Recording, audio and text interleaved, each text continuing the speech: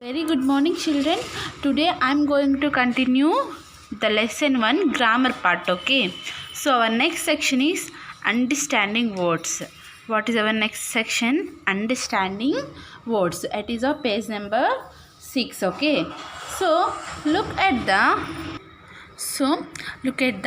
highlighted words. A herd of cows, a flock of sheep. A herd of cows and a flock of sheep.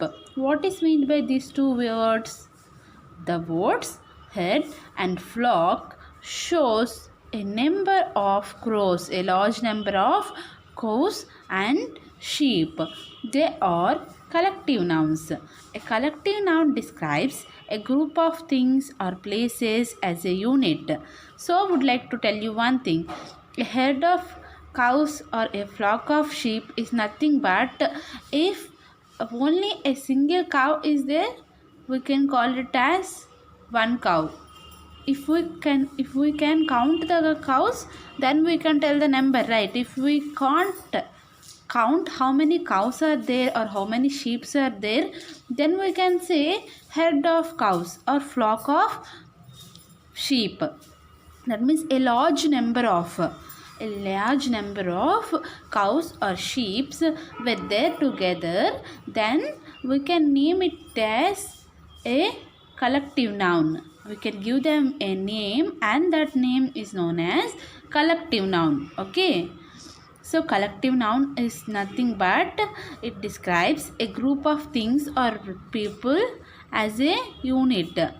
See, so many people are there, then what we will say? A crowdy place, right? So if a lot of number of people or things or animals is there that we cannot count, then we can name it as, then we can give it a name. That name is nothing but collective noun. That name is nothing but collective noun. So let us see. Unscramble the letters to form suitable collective noun. We have to unscramble these words. These all are collective nouns. Okay, collective nouns are nothing but, you have already learned about common noun and proper noun. So collective noun is nothing but a noun that is given to the group of animals or things or people. Okay, those nouns are nothing but collective nouns. Okay, so unscramble the letters to form suitable collective nouns. Here already a group of collective nouns are given to us. Okay, but those letters in the words are arranged in a improper order. We have to arrange the letters in a proper order to make it a correct collective noun. I have already done this for you. You have to do this in your own. Okay, so a dash of lions. Group of lions are known as pride. A dash of keys. Group of keys are nothing but bunch. A bunch of keys. A dash of parrots. A group of parrots are nothing but string. A dash of sparrows. A group of sparrows are known as host. A dash of flowers. Group of flowers are known as bouquet. A dash of wolves.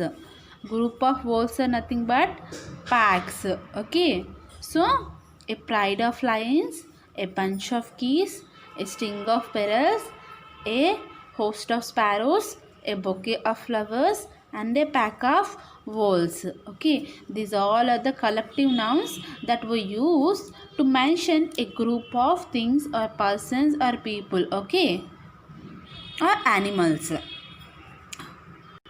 So you have to by heart everything. So today's homework is you have to write all these 6 along with these 2. You have to write these 8 sentences and you have to know about the collective noun form of each animal or a thing or a person. Okay, so you have to write 1 to 6 and along with this 2. Okay, this is your homework today. This is your homework. So let us see the next section. Okay, our next section is understanding rules. What is our next section? Understanding rules. Read the following sentences. So they have asked us to read the following sentences. Okay, He is a tall boy. He is a tall boy. Monkeys live on trees. Monkeys live on trees. The highlighted words are action words. As you know, what are action words? Action words are nothing but verbs which shows action that is just happened. Okay, action words are also called verbs. These verbs talk about something that happens in the present or in the regular intervals. They are in the simple present tense. So as you know, tenses, the first one, the introduction. Here they have given us the tense introduction. So what is the first tense? The simple present tense. What is a simple present tense? A simple present tense is nothing but it is having a subject and a verb and an object, and the sentence is in the present form. That means now it is going on, or now, or it started in the past and still it is going on. That is simple present tense. Okay, so let us see. Choose the words from the box, complete the sentence. So they have given all these words. All these words are in present tense. Okay, so is, am, or, that comes under helping verbs. Is, am, or, that comes under present tense. Okay, so see, need is a present tense. Needed is a past tense. Okay, so need, is, delivers, play and likes. Okay, so see, this dash a beautiful dress. See which word suits. This is a beautiful dress. Children dash in the garden on Sundays. Does children delivers on in the garden, or does children likes in the garden? No, right. Children play in the garden on Sundays. You dash to brush twice a day. What could be? Yes, need. I have already written for you. Sanju likes to draw in the evenings. The postman delivers the letters. Okay, this is all about simple present tense. It is very easy. The sentence which is in the form of present. Okay, it might be happened in the past, but still it is continuous, or it is going to it is happens right now. Okay, and it will be happen the regular intervals. Every day it will be happen. For example, every day you will go to school. Every day the sun rises in the east. Those kind of sentences. Okay, that is comes under simple present tense. So see, read the following sentences. We played the match yesterday. The monkey lived on the tree. So see here, played, does it present tense? Live it, does it present tense? No, right. Play is the present tense. Now only we have seen play is the present tense. Then what is played? So see, the highlighted words are also action words or verbs. These are also verbs and these are also verbs. Why? Because it is showing some action. Okay. We have added ed to the verb play and d to the verb live. This tells us that these actions took place sometime before now. They are in the simple past tense. So see, if the action is going on or it happened in the past but it still continues, then it is simple present tense. Okay, but if the action was done on the past, then it is simple past. For example, you done your homework yesterday, right? So if you are going to do, then what you will say? I will do my homework, or I am doing my homework. But you have already completed, then it will becomes the past. Okay, you have already done the work, then it will become the past tense. Okay, so then it will become played, lived. Okay, in many cases the verb changes completely when talking about the past tense. For example, you have to know the verb forms. Okay, first you have already learned in the class 1. See, sa, buy, bought, buying. So you have already know about the verb forms, right? So in many cases, as they say, the verb changes completely. So for in the case of play, we have only added ed in the end, but in the case of see, we have added saw. Okay.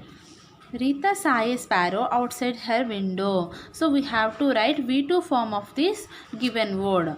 It is in V1 form. You have to write in the V2 form. So what is the V1 form of buy? Bought.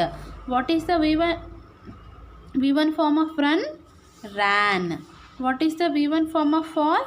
Fell. Okay. You have already learned the V1 and V2 forms, right? So the V1 form of see is saw, and buy is bought, and run is ran, and fall is fell. Rita saw a sparrow outside her window. They bought a new radio. He ran 3 miles in the morning. He fell off his bicycle. Okay, this is all about the simple past. So see, this is simple present and this is simple past.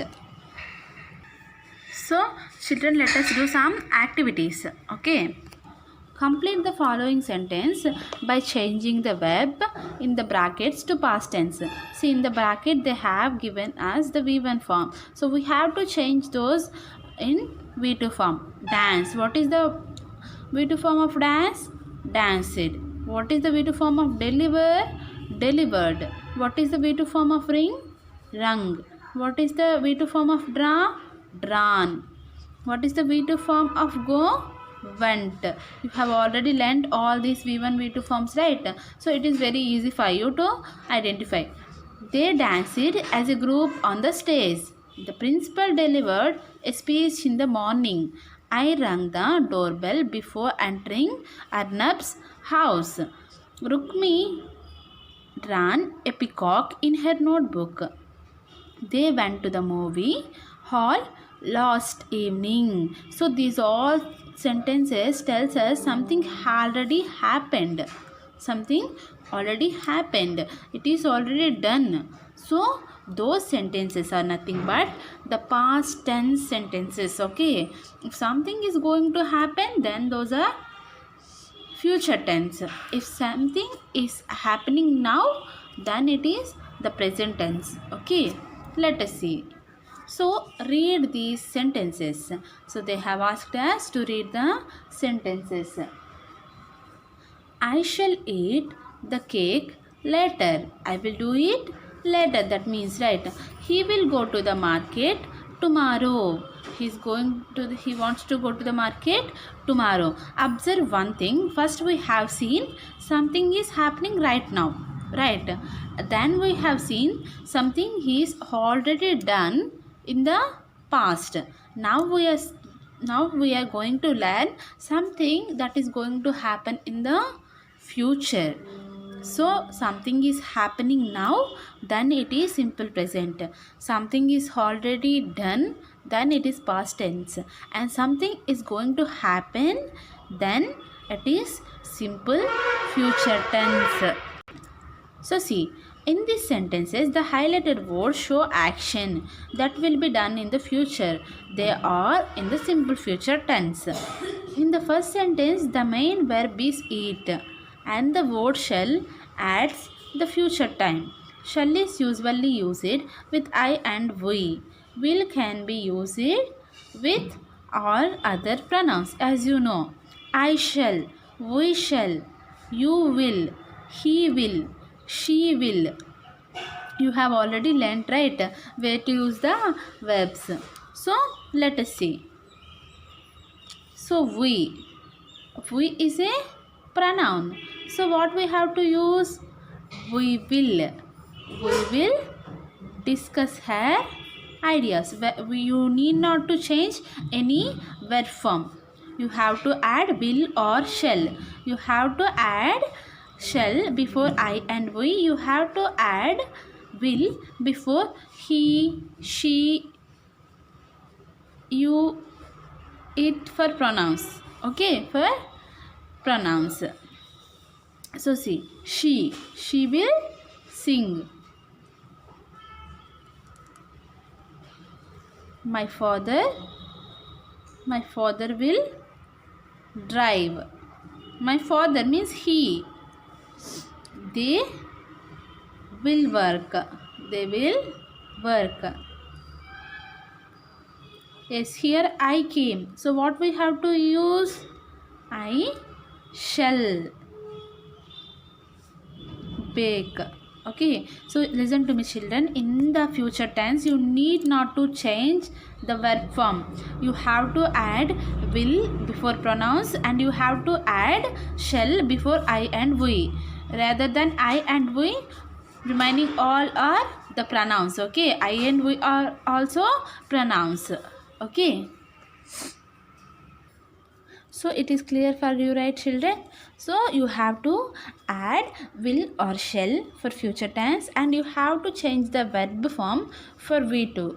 And in the present tense, you have to write the present verb by using is, am, or are. Those are the present helping forms. Okay. So let us see our next section. What is our next section? Listen to the story. Walking in groups of 4. Discuss the following questions. What kind of a person was the farmer? And do you think the wife was right? What is the moral of the story? So these are the questions they have asked us. So first we have to listen to the text that given us. Now I will let you listen the text. So listen to me carefully. So listen to the listening text, children. Now I am going to read you. Put finger. A farmer had a goosey which laid a golden egg every day. He sold the eggs and got a lot of money. He became richer and richer, but he was not happy. The farmer had an idea. He wanted to kill the goosey and take all the golden eggs from inside. This would make him very, very rich. His wife told him not to kill the goose. She said that they should be happy with just one golden egg every day. The farmer was angry. He did not listen to her. He killed the goose and found no gold inside it. Because he was greedy, he did not have the goosey anymore. How sad he was now. So what happened in the story? Once upon a time there is a farmer who had a goosey that gives a golden eggs every day. So he take that golden egg from the goosey and he sold it on the market, and he got money day by day, and he becomes richer day by day. So one day what happened, he was so greedy. He wanted to have all the eggs one time, and he wanted to sold all the eggs one time, and he want to become the rich only one time. So he thought to kill the goosey and took out all the eggs from that goosey. So his wife told him not to do that, but he didn't listen to his wife. As he was greedy, he killed the goosey, but he didn't find anything. So how sad he was. So we didn't greed for the things. Okay. So this is the moral of the story. Now let us answer the questions. So what kind of a person was the farmer? What kind of person was he? He was very greedy person. So let us see. Do you think the wife was right? Yes, as of course, the wife was right. What do you think? She was right. She suggested his husband, but he didn't listen to her. What is the moral of the story? What is the moral of the story? We should value the things that we have. We shouldn't be greedy more than we deserve. So that is the moral of the story. So our next section is speaking section. Read these sentences. May I have the first bite of the watermelon?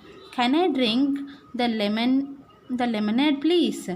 The words may and can are used to seek permission. As we have already learned, we use may or can to use the permission.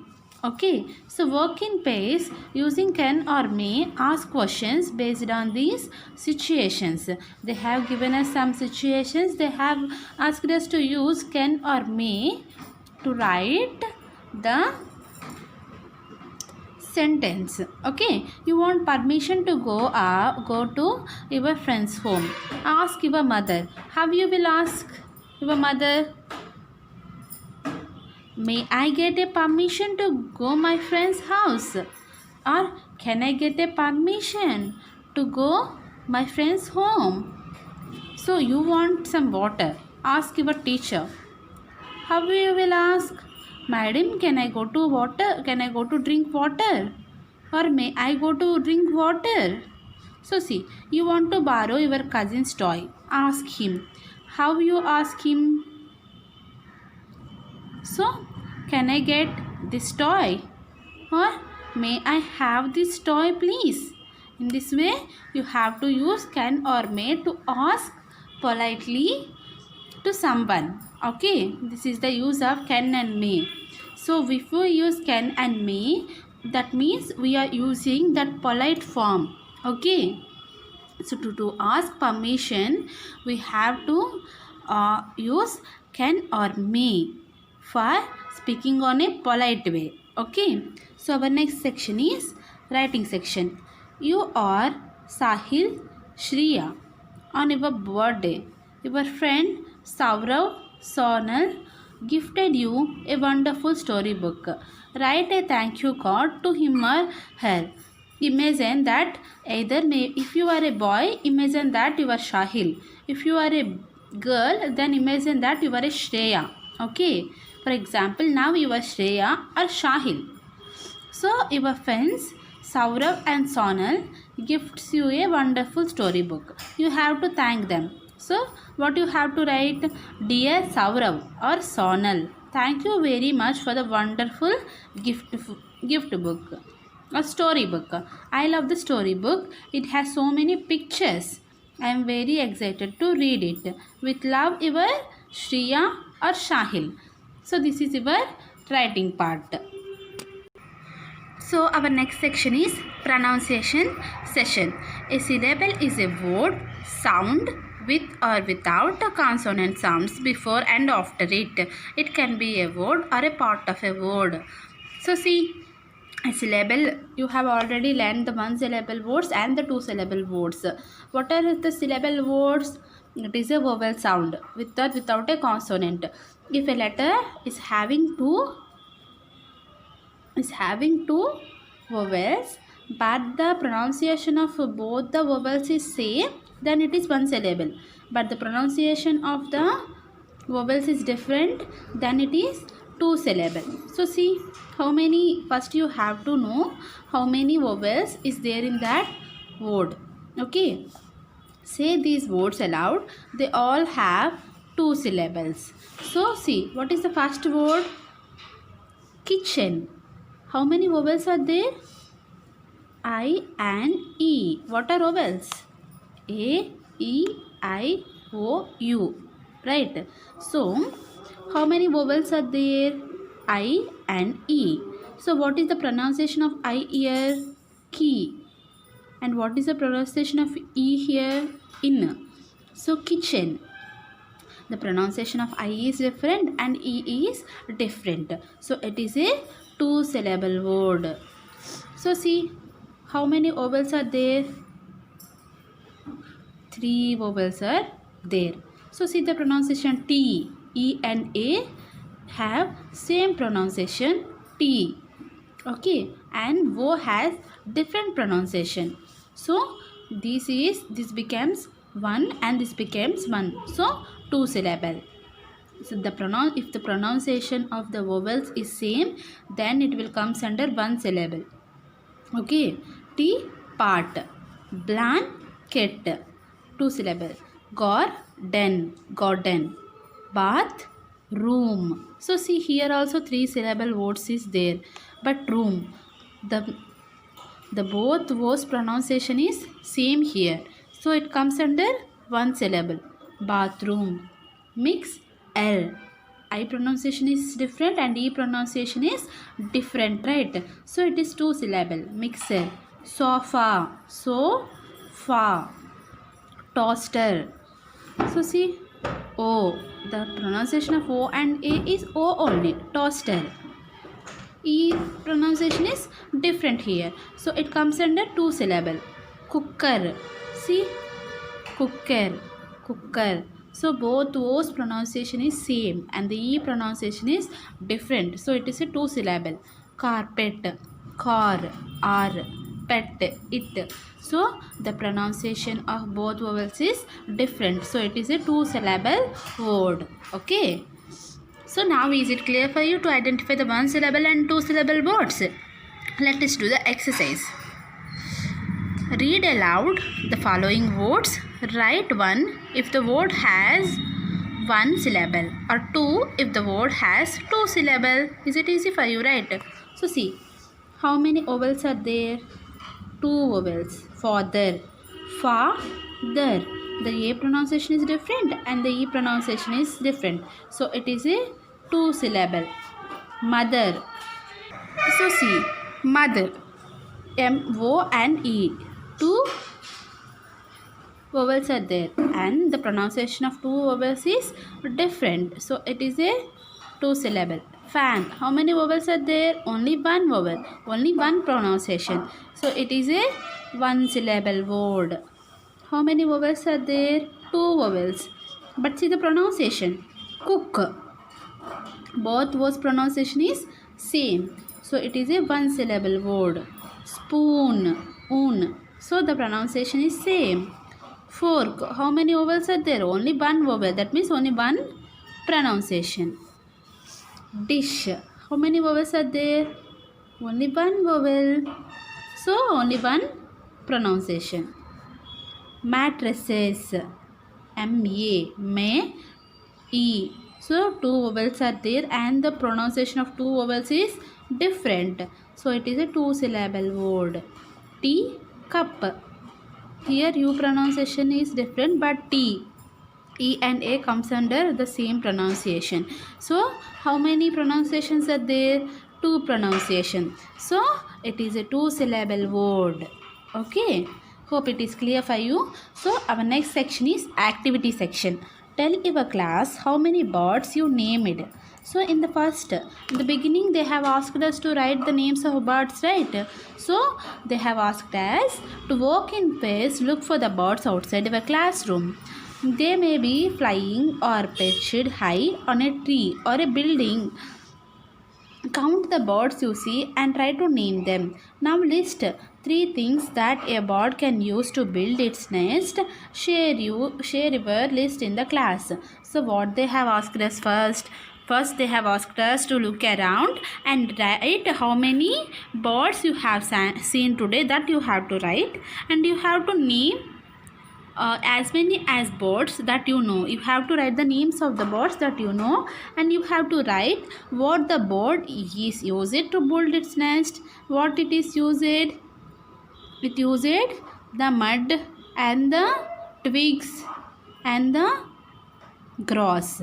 Okay, so that is all about your activity section. So you have to complete the lesson 1 and the lesson 2 textual part today. Okay, hope you understand. Thank you, children.